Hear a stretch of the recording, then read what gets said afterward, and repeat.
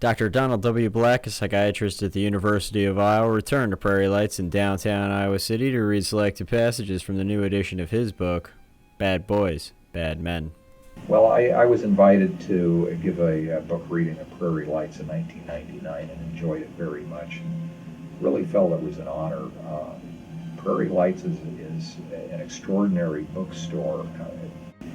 So Bad Boys, Bad Men is about sociopaths, that is, people with serial misconduct. These are the sorts of people in society who tend to end up in jails and prisons. They tend to do bad things.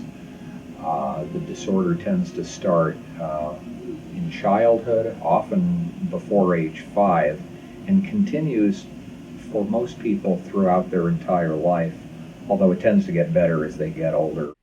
Dr. Black dictated the first edition of his book to his secretary in just one day, but it would take him over a year to finalize and edit all his work. While the book's subject matter is a psychiatric diagnosis, the book is intended for everyone.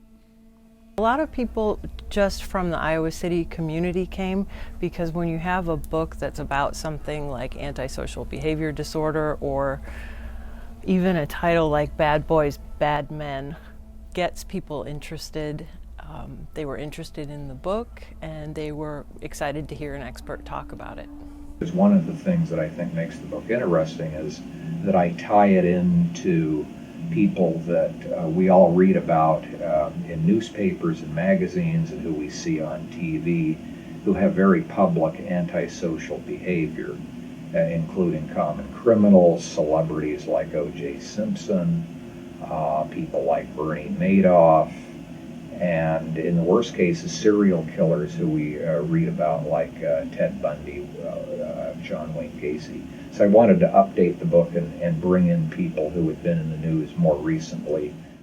But to have a professor of psychiatry from the University of Iowa with huge credentials and the backing of the university is really great for us, because people were not only interested in the book, but they also could trust what they were learning.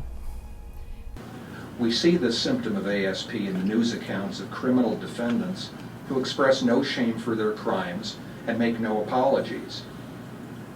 Whether motivated by a sincere belief in their self-proclaimed victimhood or by a deliberate desire to offend, these men thumb their noses at those they hurt.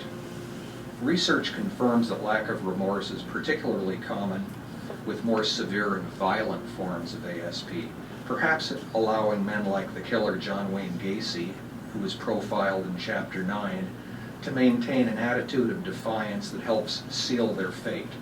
Dr. Black started at the University of Iowa in the early 1980s and has grown to love the city as his home. I looked around the country for psychiatry programs that interested me. I wanted one that was really interested in the biological basis of psychiatry and neurosciences, and there were relatively few programs back in the early 80s like that, but one of the strong ones was in Iowa.